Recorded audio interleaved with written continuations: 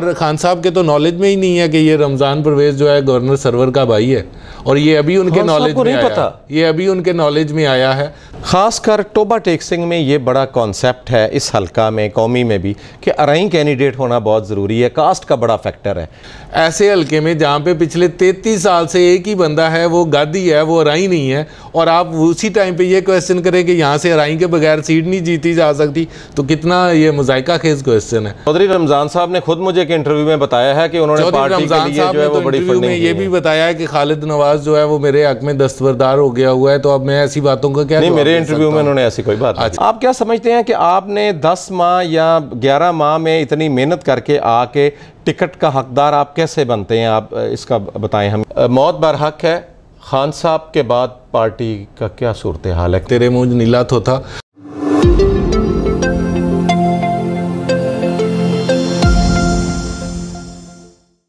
हमारे चैनल को subscribe, like और शेयर करें। हमारे वीडियोस पर राय देने के लिए हमें कमेंट करें या दिए गए नंबर्स पर राब्ता करें। बिस्मिल्लाहिर्रहमानिर्रहीम, अस्सलाम वालेकुम। मैं हूं आपका मेज़बान मोहम्मद आसिफ नदीम, और आज प्रोग्राम समाज के मेहमान के साथ हमारे साथ मौजूद हैं रोजाना के इंतहाई अहम हल्का इंतखाब PP 121 से एक नई शख्सियत, एक नया नाम और एक नया चेहरा। मेरी मुराद खालिद नवाज सदरई साहब।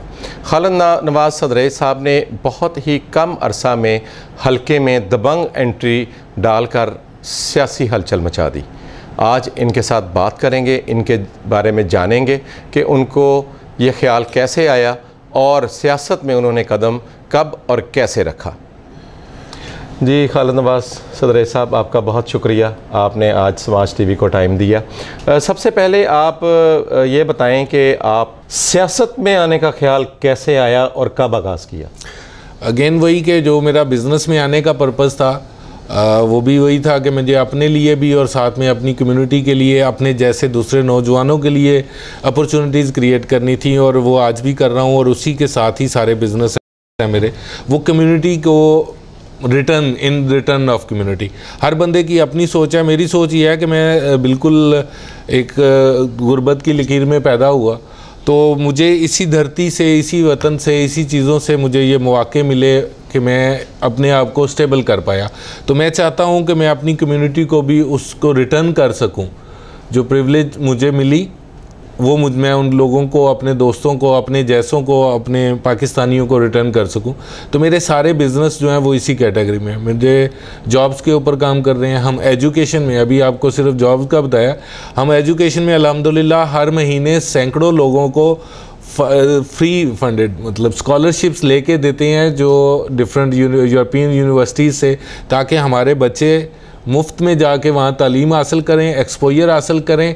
वो वहाँ जॉब करेंगे तब भी इस मुल्क में रेमिटेंस भेजेंगे, अगर वो वापस आएंगे वहाँ से PhD मास्टर्स करके वहाँ का एक्सपोजर लेके, तो भी इस मुल्क के लिए वो सरमाया है। तो ये भी है। तीसरा मेरा एक और बिज़नेस भी है, वो है टैक्स के हवाले से। मैंने खान साहब के दौर में, स्पेशली PTI के दौर में, जो लास्ट 3 ईयर्स, 3.5 साल गवर्नमेंट रही, उसमें टैक्स की अवेयरनेस के हवाले से बहुत सारे सेमिनार्स किए। हम बहुत सारे लोगों को उसमें टैक्स पढ़ाते भी हैं, ताकि मैक्सिमम लोगों को, टैक्स प्रैक्टिशनर ज़्यादा से ज़्यादा पैदा हों, वो आम लोगों को अवेयरनेस दे सकें कि जो हमारे लोग टैक्स चोरी करते हैं या टैक्स से बचते हैं या वो उस तरफ जाते ही नहीं है, डरते हैं, उनको अवेयरनेस दे रहे हैं कि एक्चुअली वो टैक्स ना पे करके अपना भी नुकसान करते हैं, गवर्नमेंट का भी नुकसान करते हैं, लेकिन अल्टीमेटली लोगों को अंडर टेबल वो उतने ही पैसे पे कर देते हैं जिसका किसी को फ़ायदा नहीं होता। तो हम वो टैक्स अवेयरनेस के ऊपर भी काम कर रहे हैं। तो ये सारी चीज़ें मेरी जो हैं बेसिकली इस कम्युनिटी के लिए हैं।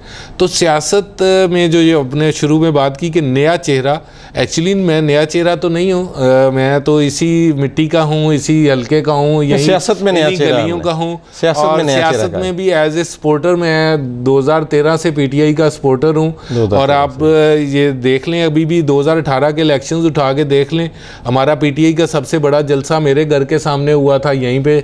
और मतलब मैं हमेशा से ही PTI को सपोर्ट करता हूँ। UAE में बहुत सारे इवेंट्स में आपने PTI को 2013 में सपोर्ट किया या ज्वाइन किया? 2013 से मतलब मैं PTI के साथ हूँ। खान साहब के विज़न को फॉलो कर रहा हूँ, उनसे इंस्पायर भी हूँ और उन्हीं के मिशन को लेके मैं भी अपना, मेरा भी मिशन वही है एक्चुअली जो उनका मिशन है, तो उनका सिपाही इसीलिए हूँ और इसीलिए उनका फ्लैग उठाया हुआ है कि उनका विज़न ही मेरा विज़न है। पार्टी के बतौर मेंबर पार्टी कब ज्वाइन किया? 2013 से। 2013 से आप बतौर मेंबर जो है वो पार्टी ज्वाइन की। तो उसके बाद जो अमली सियासत है उसका आगाज़ कब किया? उसका आगाज़ जब ये हमारा 9 अप्रैल का सानिया हुआ 2022 का, कि जब ये सारा मुनाफिकों के टोलों ने और मिल मिला के इंटरनेशनल माफिया के साथ ये रजीम चेंज का जब सारा कुछ बना, तो मैंने उस वक्त तक मैं बेसिकली दुबई बेस करता था, मेरी अभी भी दुबई में 3 कंपनीज़ हैं, तो मैंने उस वक्त बैठ के ये डिसाइड किया कि नहीं, हमें इस बंदे का साथ देना चाहिए।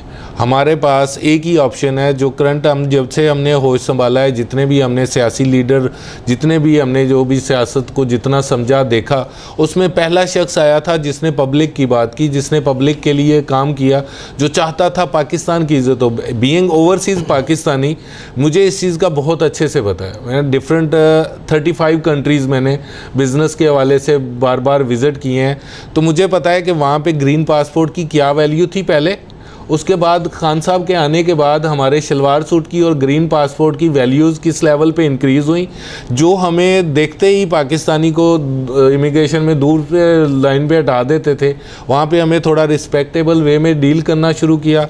फिर हम दुबई बेस्ड रहते हैं जो इंटरनेशनल सिटी है, सारी दुनिया के लोग हैं वहाँ पे, 85 नेशनलिटीज़ वहाँ पे काम कर रही हैं, तो वहाँ पे हर किस्म के लोगों से मुलाकात रहती है, मिलना रहता है।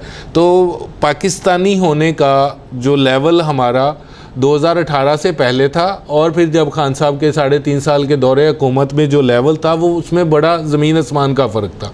तो जब उनको इस रजीम चेंज के तहत हटाया गया, तो हमने सोचा कि ये कारोबार, ये बिज़नेस, ये चीज़ें तो अपने लिए कर रहे हैं, कम्युनिटी के लिए कर रहे हैं, वो चल रहे हैं, लेकिन मुझे अपने लीडर का साथ देना है, उसकी आवाज़ के लिए उसको स्ट्रेंथन करना है। मैं अकेला कुछ भी नहीं हूँ, लेकिन अगर हर बंदा यही सोचे कि मैं कुछ भी नहीं हूँ तो कुछ नहीं हो सकता, हमें अपने हिस्से की क्षमा जलानी है। तो मैंने 10 अप्रैल 2022 को आपने फ़ैसला किया कि आपने बतौर उम्मीदवार सूबाई असम्बली यहाँ से अमली सियासत का आगाज़ करना है। जी, आपने जो सियासत में आपने जो एंट्री मारी है वो डायरेक्ट आप सूबाई लेवल पे चले गए हैं।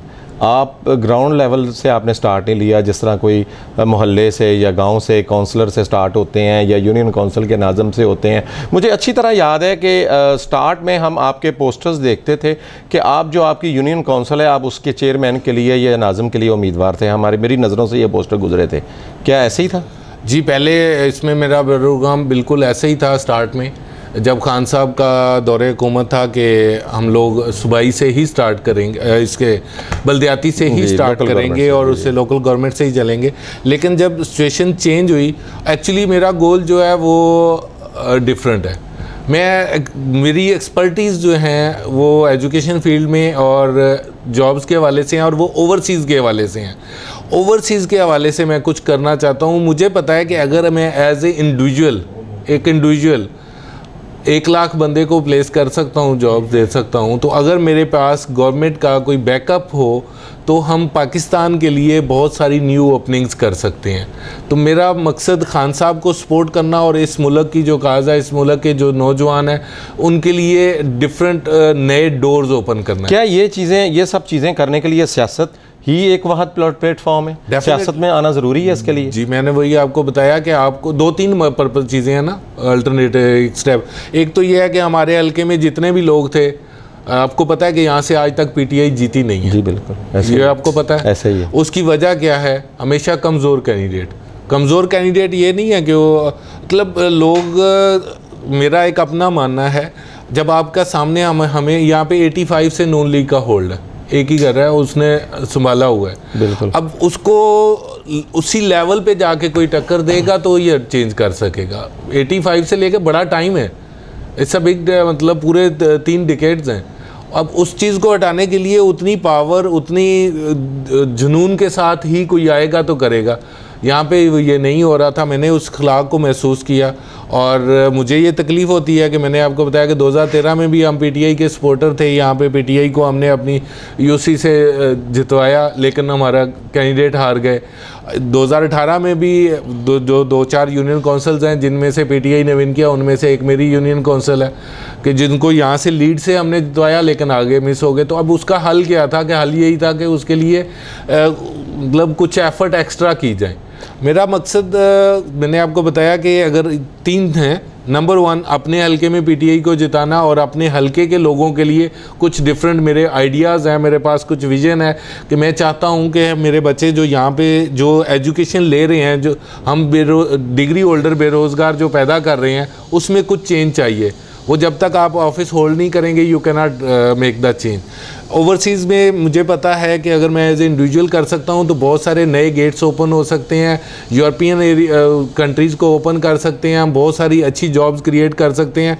I can not manage until I will not hold the office again. और बहुत सारे मामलात में मतलब सपोर्ट करना है आपको। जो चीज़ें हुई रिजीम चेंज में, उन चीज़ों को सोचते हुए देखते हुए हमने ये फ़ैसला किया कि हम कोशिश करेंगे। दोस्तों ने चंद एक ने मिलकर ये फैसला किया। आपने अपने आप को बतौर सूबाई उम्मीदवार मैदान में उतारा, उसके बाद मैं कल आपकी पोस्ट देख रहा था कि आपने कहा था कि पिछले 1 साल में किसने सबसे ज़्यादा कारकुनान को मुतहर्रिक किया, पाकिस्तान तहरीक इंसाफ के लिए जदोजहद की, और किसने सबसे ज़्यादा रैलियाँ निकाली, किसने सबसे ज़्यादा जलसे किए, किसने सबसे ज़्यादा जो है वो पार्टी के लिए जो है वो मामलात किए। नो डाउट कि आपने बड़े थोड़े अरसे में ये सारी चीज़ें करके दिखाई हैं यहाँ पर। मगर आप क्या समझते हैं कि आपके मद्दे मुकाबल जो उम्मीदवार हैं चौधरी रमज़ान परवेज़ साहब, वो 3 डेकेड से जो है वो पाकिस्तान तहरीक इंसाफ के साथ हैं और उन्होंने बड़ी फंडिंग के लिए बड़ा उन्होंने काम किया है यूके में, और पीटीआई को जो है वो फाइनेंशियली उनकी बड़ी सपोर्ट है। उसके बाद जो ब्रिगेडियर जावेद अकरम साहब हैं, वो उनका शुरू से ही सियासी घराना है और वो यहाँ से एक बार रुकने सूबाई असम्बली मुंतखब भी हुए हैं, और वो वाहद ऐसे इस हल्के से वाहद ऐसे पॉलिटिशियन है जिनके ऊपर करप्शन का कोई धब्बा नहीं है। उसके बाद सरदार खावर शेरगादी, वो भी एक बड़ा सियासी घराना है और वो भी बड़े अरसे से इस फील्ड में है। आप क्या समझते हैं कि आपने 10 माह या 11 माह में इतनी मेहनत करके आके टिकट का हकदार आप कैसे बनते हैं? आप इसका बताएं हमें, आप कैसे 10-11 माह में, नो डाउट आपने बड़ी मेहनत की है, तो आप क्या समझते हैं कि क्या क्राइटेरिया है पार्टी का टिकट देने का, और आप क्यों ज़्यादा एलिजिबल समझते हैं इस बात को? अच्छा, बात यह है कि पहले तो जो पार्टी पॉलिसी है हमारी उसके मुताबिक, और जो बार बार ये जो साल स्पेशली गुजरा है, एक ये है कि मैं भी 2013 से हूँ, रमज़ान परवेज़ साहब भी 2013 से हैं, और जहाँ तक जो पार्टी फंडिंग के हवाले से जो आपने बात की है वो हल्के के लोगों को सुनाने के लिए तो पता है, बट उसकी रियलिटीज़ मुझे बहुत अच्छे से पता है और खान साहब को भी बहुत अच्छे से पता है, वो मुझे आपको बताने की ज़रूरत मैं नहीं महसूस करता।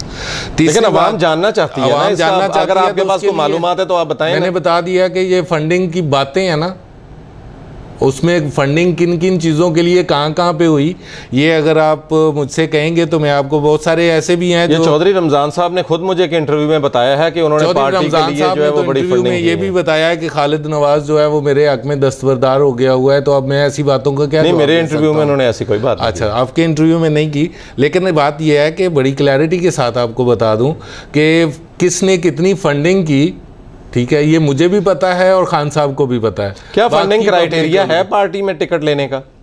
नहीं, बिल्कुल भी नहीं। पार्टी का ये वतन कोई क्राइटेरिया नहीं है कि आप फंडिंग करके ले लें, और फंडिंग किस तरह से, कौन सी फंडिंग हुई और कब हुई, ये भी उनको भी पता है, मुझे भी पता है। खैर मैं उन बातों में नहीं आना चाह रहा। जहाँ तक बात यह है कि जब आप किसी के साथ मुंसलिक रहते हैं, जब अच्छा टाइम होता है आप उसको फुल टाइम इंजॉय करते हैं, और जब बुरा टाइम आता है आप बिल्कुल साइड पे हो जाते हैं, और फिर जब अच्छा टाइम आने लगे तो आप जंप करके इन हो जाएं और आप ये उन लोगों को बताएं जो सबसे बुरे टाइम में अपने शोल्डर साथ में लगा के आपके खड़े हुए हों, वो आके कोई बताए, ऐसे बंदा जो जिसने पर्क्स इंजॉय किए हों, जिसने अच्छा टाइम फुल इंजॉय किया हो, और उसके बाद जब बुरा टाइम आया वो साइड पे हो जाए, और जो बुरे टाइम में खड़े हुए थे उनको जब दोबारा अच्छा टाइम आए तो वो आके बताए कि मैं तो आपसे पहले का पार्टी का खामिंदा हूँ। तो इस बात को एक आम बच्चा भी समझ सकता है।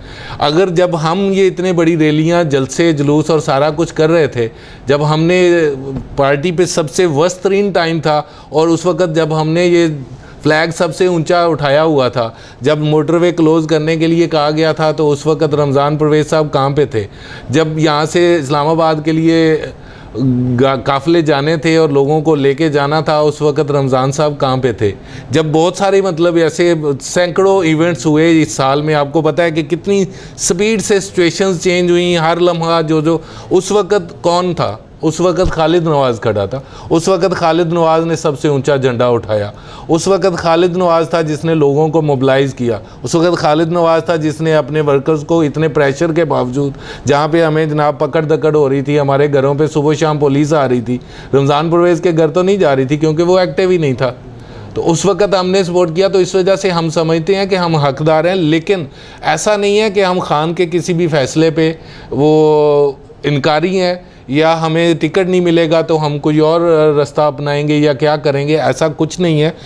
खान साहब ने ही हक दिया है कि रिवीजन के लिए अप्लाई करें, रिव्यू के लिए आए। खान साहब ने ही ये प्रूफ दिया है 14 से 18 टिकट्स को चेंज करके कि कुछ गलत फैसले हुए हैं सडन सिचुएशन में, तो उनको चेंज किया जाए। इसलिए हम रिव्यू में खड़े हैं, हमने अप्लाई किया हुआ है। रियलिटी बहुत सारी चीज़ें हैं। अब खान साहब को जितना प्रेशर रहा पूरे साल में, स्पेशली जो लास्ट 3 मंथ थे जिसमें उन्होंने इंटरव्यूज़ करने थे, तो अब हो नहीं चुका, उन्होंने 19 टिकट्स चेंज किए हैं, तो रिव्यू नहीं, रिव्यूज़ हो रहे हैं, रिव्यूज़ अभी हो रहे हैं, अभी भी रिव्यूज़ हो रहे हैं, चीज़ें चेंज हो रही हैं। अभी भी आपने न्यूज़ को ज़रा फॉलो करें या क्लोज सर्किट में जाएं तो आपको पता चलेगा कि अभी भी बहुत सारी चीज़ें हैं जो चेंजेस हैं। और रमज़ान साहब के हवाले से सबसे बड़ी बात कि खान साहब मरूसी सियासत को पसंद नहीं करते जी। खान साहब का ही नारा है कि मरूसी सियासत नहीं, नए चेहरों को लाना है, नए लोगों को लाना है। और खान साहब का ही ये विज़न भी है कि हमें ऐसी सिचुएशन में जो लोटे हैं, जो दूसरे हैं, इन लोगों से पाक करना है। खान साहब ने बड़ी क्लैरिटी के साथ, उनको पता है कि ये रजीम चेंज में कौन उनके ख़िलाफ़ गए और कौन सी कमज़ोरियाँ थी पार्टी की जिसकी वजह से रजीम चेंज ऑपरेशन कामयाब हुआ। तो वही चीज़ें खान साहब दोहराने के हक़ में नहीं है। ये फ़ैसला जो हुआ है, ये एक रात में 300 टिकट इशू हुए, मजबूरी थी उस वक़्त ऑन दी स्पॉट खान साहब को करने, तो उसमें बहुत सारे गलत लोगों को टिकट्स इशू हो गए। और खान साहब के तो नॉलेज में ही नहीं है कि ये रमज़ान परवेज़ जो है गवर्नर सरवर का भाई है, और ये अभी उनके नॉलेज में आया है, ये अभी उनके नॉलेज में आया है। तो ये अभी आप कुछ दिनों में देखेंगे कि क्या सर ये कैसे पॉसिबल है। खान साहब चौधरी रमज़ान को भी जानते हैं, चौधरी सरवर को भी जानते हैं, बल्कि जो चौधरी रमज़ान सरवर को मुस्लिम लीग नून से जब उन्होंने गवर्नर से रिज़ाइन किया तो पार्टी में लेके आए हैं, तो खान साहब से उन्होंने मुलाकात करवाई। सर बहुत सारी बातें कहने को आपके सामने कोई भी कुछ कह सकता है, रियलिटी उससे ज़रूरी नहीं है कि वही रियलिटी हो। खान जी नाजरीन, ये एक बहुत बड़ी बात आज सामने आई है कि इमरान खान साहब को पता ही नहीं था इससे कबल कि जो चौधरी रमज़ान परवेज़ हैं वो चौधरी सरवर के भाई हैं। ये एक बड़ी नई बात जो है वो सामने आई है। टिकट के हवाले से बात हो रही है ना, खान साहब के सामने उस वक्त चौधरी रमज़ान परवेज़ नहीं बैठा हुआ था जब टिकट इशू हुए हैं। वो एक लिस्टें थी, एक वो उसके हिसाब से जो फाइनल एक रात में हुई है ना। आपको पता है अफ्तारी के बाद से शहरी के दरमियान में 4 उम्मीदवार थे पीटीआई के लिए, तो बाकी 3 उम्मीदवार जो हैं वो भी रिव्यू में गए हुए हैं, वो भी क्लेम कर रहे हैं कि हमारा हक है। बिल्कुल, तो उनके बारे में आप क्या कहेंगे? नहीं, सबका हक है जी। मैं बिल्कुल उनको भी इस बात पे सपोर्ट करता हूँ कि हर बंदे का being we are Pakistani, we all are Pakistani, और उसके बाद वी आर पीटीआई मेंबर्स।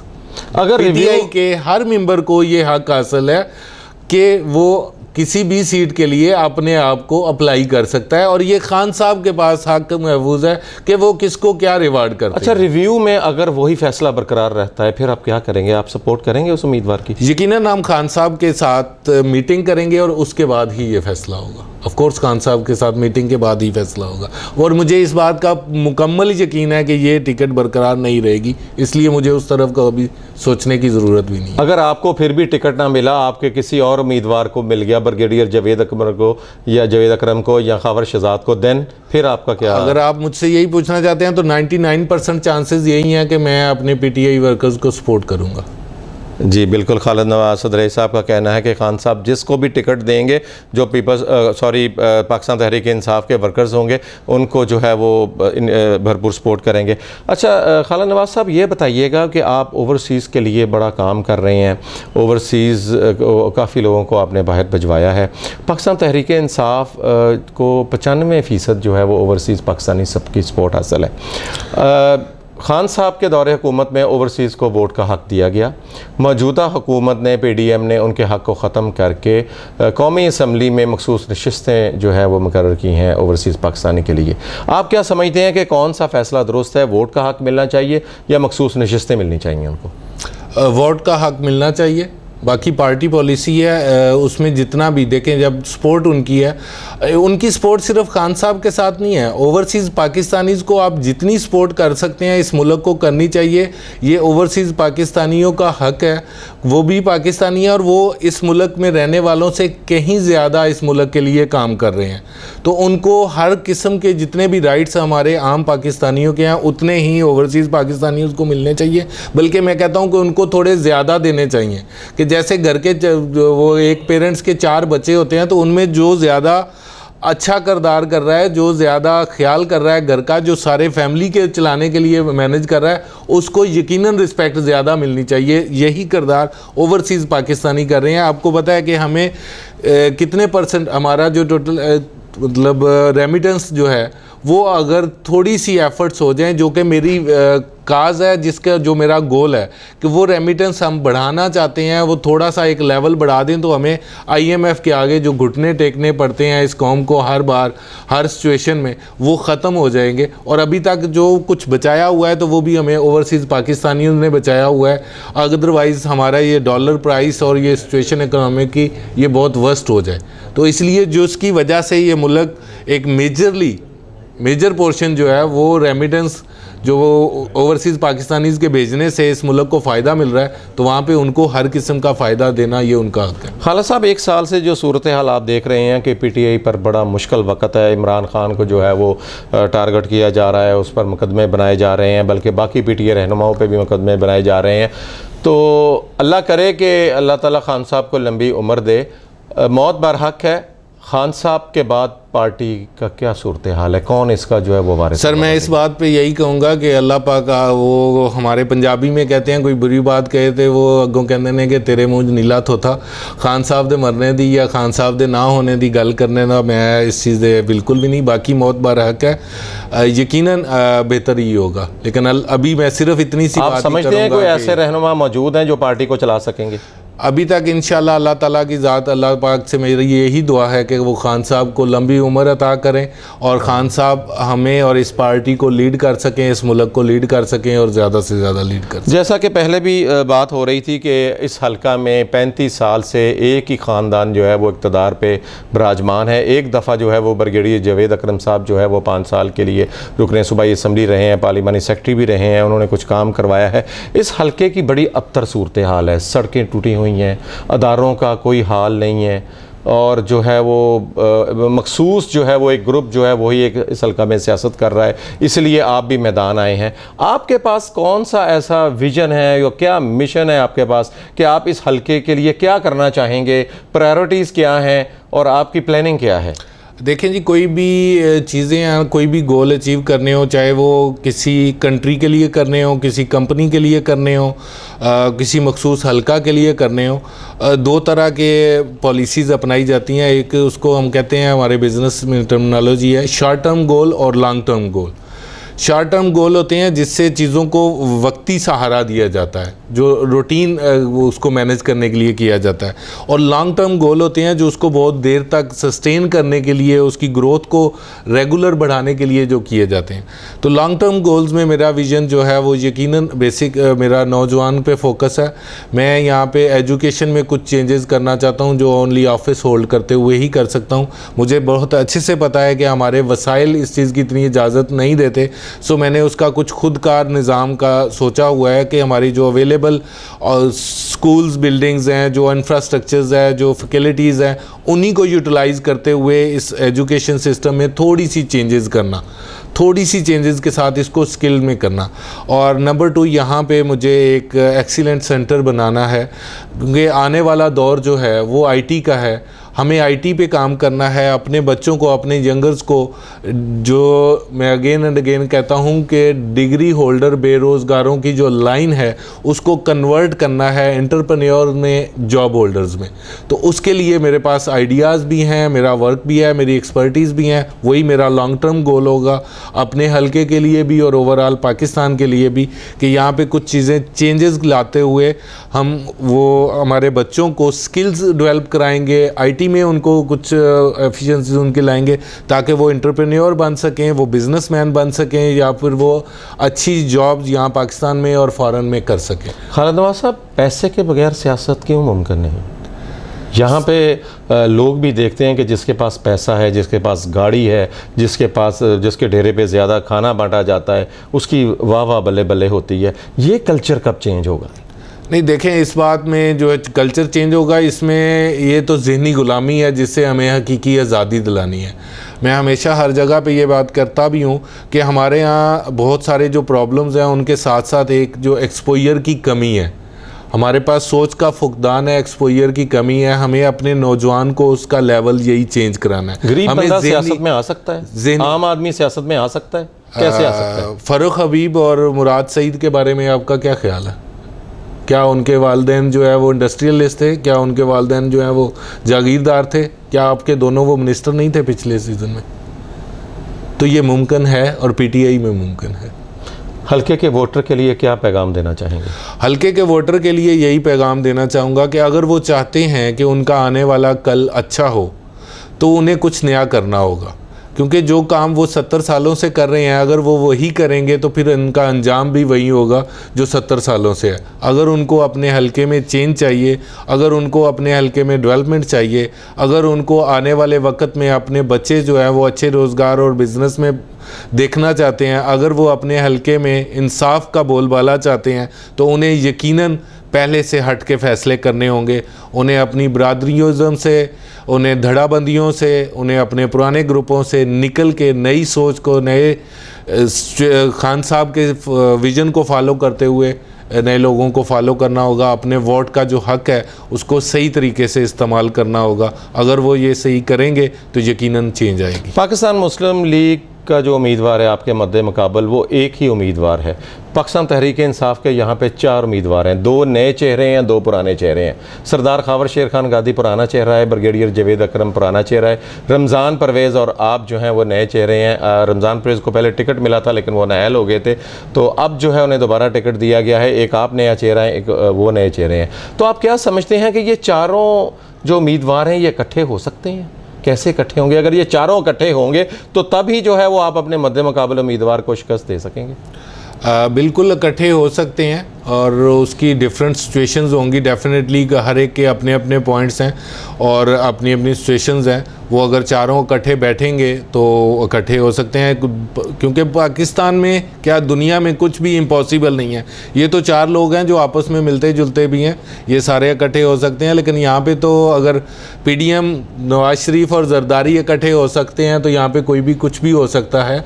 लेकिन डेफिनेटली उसकी सिचुएशंस होंगी, उसकी कोई रीज़न्स होंगी, उसके डिफरेंट मतलब मामलात होंगे। खान साहब के हुक्म पे बहुत कुछ हो सकता है। दूसरी चीज़ जो आप कह रहे हैं कि क्या अगर ये इकट्ठे ना हो तो जीत सकते हैं, हाँ मैं ये कहता हूँ कि अगर ये इकट्ठे ना भी हों और मैं पीटीआई का टिकट होल्डर हूँ तो मैं इंशाल्लाह इस सीट को विन कर सकता हूँ। ख़ासकर टोबा टेक्सिंग में ये बड़ा कॉन्सेप्ट है इस हल्का में, कौमी में भी, कि अराई कैंडिडेट होना बहुत ज़रूरी है। कास्ट का बड़ा फैक्टर है। इसको आप कैसे जो है वो, आपके जैसे इतने ज़ीरक और इतने समझदार एंकर से ऐसी क्वेश्चन का मुझे तवक्को नहीं थी। अवाम की आवाज़ है, अवाम की आवाज़ कैसे है? अभी आप बता रहे हैं कि 1985 से पिछले 3 डिकेड से एक गादी कैंडिडेट जो है वो मतलब विनिंग कैंडिडेट है और वो इस सीट को लेके बैठा हुआ है।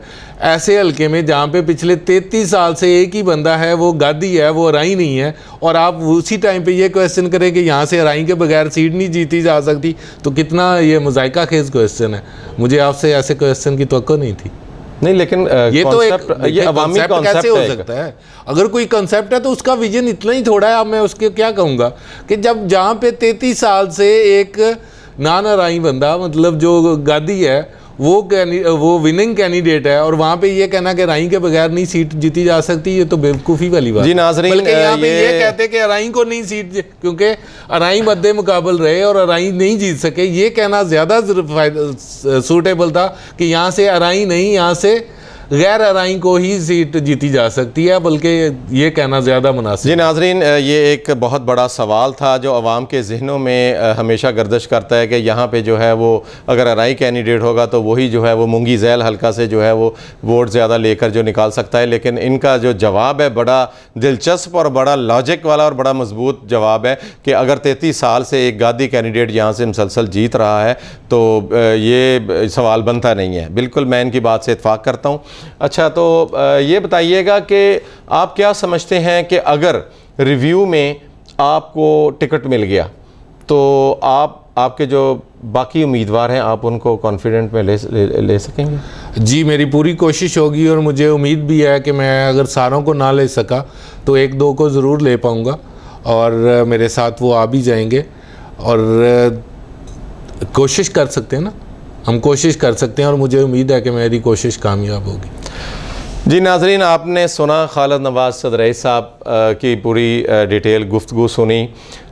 2013 के बाद जो है इन्होंने सोचना शुरू किया कि मैं पाकिस्तान तहरीक इंसाफ के लिए और खान साहब के साथ खड़ा हूं और मुल्क की बेहतरी के लिए काम करूं, और 9 अप्रैल 2022 के बाद इन्होंने अमली सियासत में जो है वो छलांग लगा दी और डायरेक्ट जो है वो सूबाई उम्मीदवार के लिए मैदान में आ गए। और इसमें कोई शक नहीं है कि टोबा टेक सिंह के इस हल्का में अगर रैली देखी जाए, जलसा देखा जाए और मुतहर्रिक करने की बात की जाए तो खालिद नवाज़ सदरई साहब जो है वो नंबर 1 है, इसमें कोई शक वाली बात नहीं है। और अब देखते हैं कि इनको रिव्यू में टिकट मिलता है या नहीं मिलता, लेकिन उनका जो मकसद है वो एक है कि उन्होंने खान साहब के विजन के साथ खड़ा होना है और मुल्क की बेहतरी के लिए काम करना है। बहुत शुक्रिया खालिद नवाज़ सदरई साहब आपका, और इंशाल्लाह हम मुस्तकबिल में भी आपके साथ जो है वो गुफ्तगू शनीद का सिलसिला जारी रहेंगे और अपने तवस्सुत से आपकी बातें जो है वो आवाम तक पहुँचाते रहेंगे। जी, अब मुझे इजाज़त दीजिएगा, इंशाल्लाह बहुत जल्द मिलेंगे एक नए मेहमान के साथ। अल्लाह हाफिज़। मज़ीद खबरों और अपडेट्स के लिए देखते रहें समाज टीवी। शुक्रिया।